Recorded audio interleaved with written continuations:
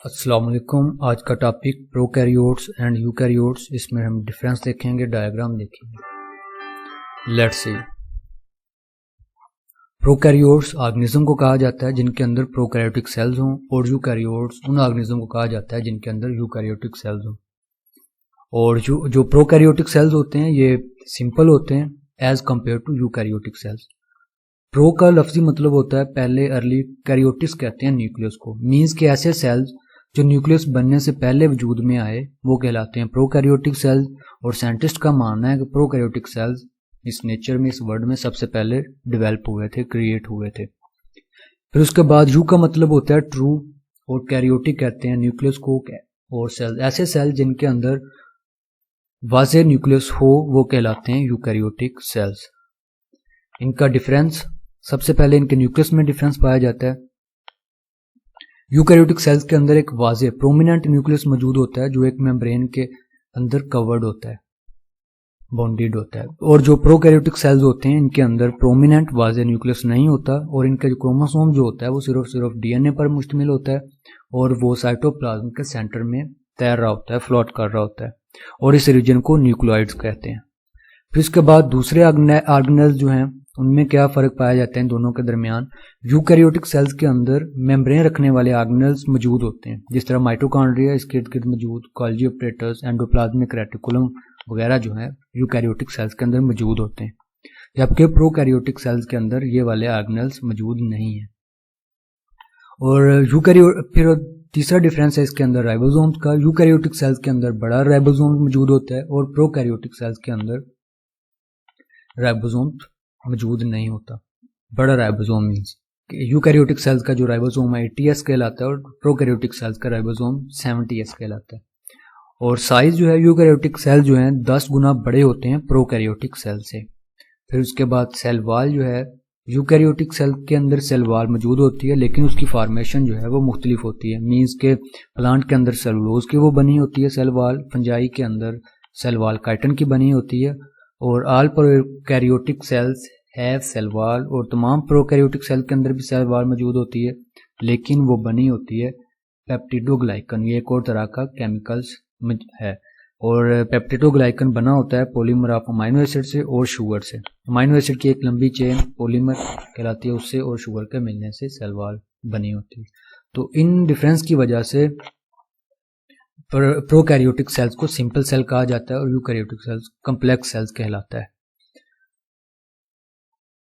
Next diagram दिया गया है इसमें कि जो ये प्रोकैरियोटिक सेल्स है और ये यूकैरियोटिक सेल्स है, इसमें जो इसका क्रोमोसोम है डीएनए की फॉर्म में सेल के सेंटर में साइटोप्लाज्म में मौजूद है, लेकिन यूकैरियोटिक के जो क्रोमोसोम डीएनए है वो इस न्यूक्लियस के अंदर मौजूद है और इसके इर्द गिर्द मेम्ब्रेन है, लेकिन प्रोकैरियोटिक में ऐसा नहीं होता। फिर उसके बाद ये राइबोसोम्स हैं, ये स्मॉल होते हैं प्रोकैरियोट्स में, और यूकैरियोट्स में ये राइबोसोम जो हैं ये लार्ज राइबोसोम मौजूद होते हैं। और यूकैरियोट के अंदर बाकी के cell membrane bound organelles, endoplasmic reticulum, mitochondria, Golgi bodies जो है ये मौजूद होते हैं, लेकिन इसके अंदर एब्सेंट होते हैं।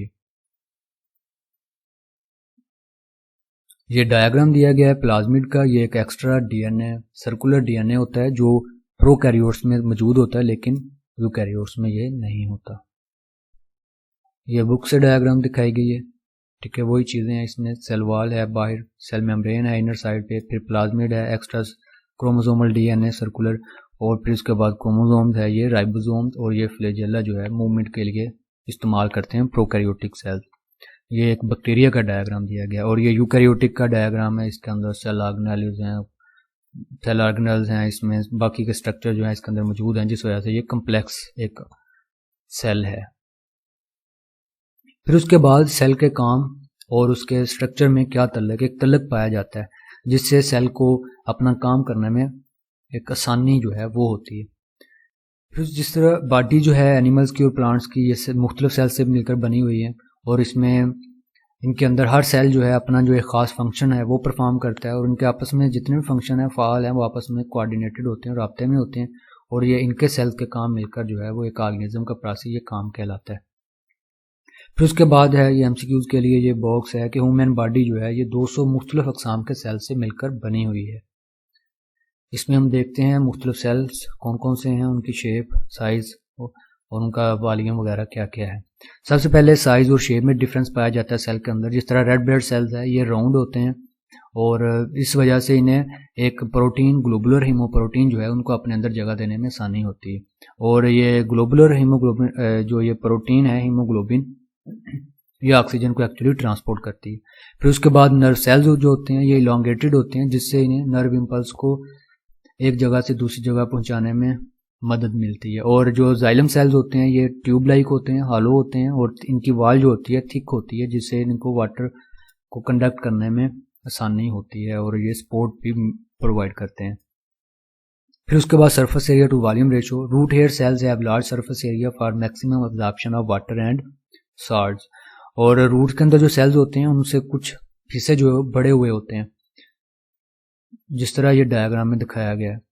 ये एक रूट का सेल है और ये इससे बड़े हुए हिस्से होते हैं, ये कहलाते हैं रूट हेयर। बड़े छोटे छोटे होते हैं ये, जिससे क्या होता है कि इनको वाटर्स और न्यूट्रिएंट्स जो है मुख्तलिफ जगह से ऑब्जॉर्व करने में मदद मिलती है। मीन्स कि इनका सरफेस एरिया जो है वो बढ़ जाता है।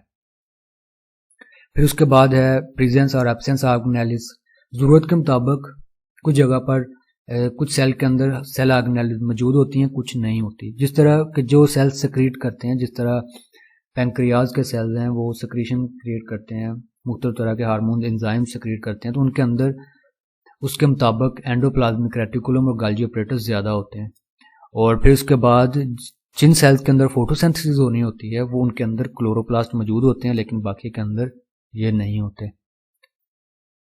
ये डायग्राम दिया गया है इसमें कि ये नर्व सेल जो है, जो अभी हमने पढ़ा लास्ट में, ये elongated है। जो रेड ब्लड सेल्स हैं ये राउंड है अपने फंक्शन के हिसाब से। जो रूट हेयर सेल्स हैं इनके अंदर एक्सटेंशन होते हैं, रूट हेयर्स बने हुए होते हैं। और ये जाइलम सेल्स हैं ये हॉलो होते हैं, elongated होते हैं, इनकी वॉल थिक होती है, इन्हें से सपोर्ट मिलती है अपना फंक्शन अपना परफॉर्म करने के लिए। फिर उसके बाद है individual cells contribute in the functioning of the whole body. Means के इनफरादी सेल्स का जिस्म के मजमूई फंक्शन में क्या किरदार है। नर्व सेल जो है ये नर्व इंपल्स को कंडक्ट करते हैं, जिससे ये बॉडी के अंदर एक कोऑर्डिनेशन जो है, बाहमी राब्ता जो है बरकरार रखते हैं। मसल सेल जो है ये कंट्रैक्शन करते हैं, रिलैक्सेशन करते हैं, जिससे बॉडी के अंदर मूवमेंट जो है वो प्रोड्यूस होती है। जो हम एक जगह से दूसरी जगह मूव करते हैं, अपने बॉडी को पार्ट्स को, हैंड्स को शेक करते हैं, वो मसल सेल्स के कंट्रैक्शन से होता है। फिर उसके बाद है red blood cell. Red blood cell oxygen को कैरी करते हैं और वाइट ब्लड सेल जो है बॉडी के अंदर बाहर से दाखिल होने वाले कोई भी एजेंट्स ये उन्हें ख़त्म कर देते हैं, जो बॉडी के लिए नुकसानदेह होते हैं। फिर उसके बाद इस तरह से जो रेड ब्लड सेल्स हैं ये ब्लड ट्रांसपोर्टेशन में, और जो वाइट ब्लड सेल्स हैं ये बॉडी के डिफेंस में, बॉडी के दफा के लिए काम करते हैं।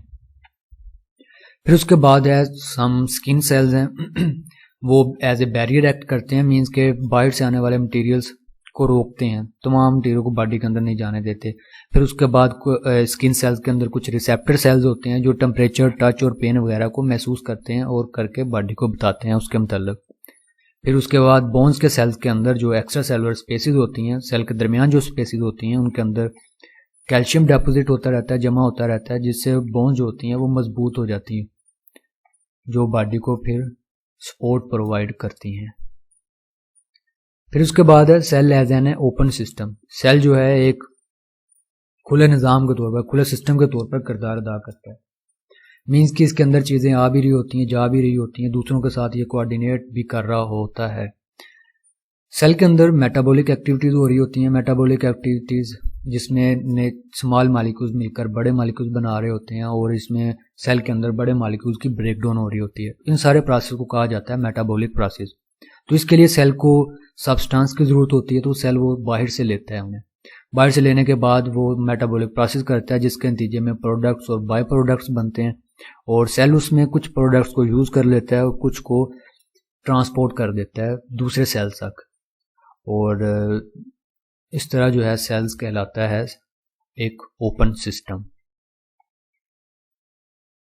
फिर इस टॉपिक में से पेपर के पॉइंट ऑफ व्यू से इंपॉर्टेंट क्वेश्चन कौन से हैं, इसमें डिफरेंस आता है प्रोकैरियोटिक सेल और यूकैरियोटिक सेल में। मोस्ट रिपीटिंग सेल है, इंपॉर्टेंट है ये। बाकी का जो है इसमें एमसीक्यूज वगैरह या शॉर्ट क्वेश्चन वगैरह जो है इसमें टॉपिक में से आते हैं।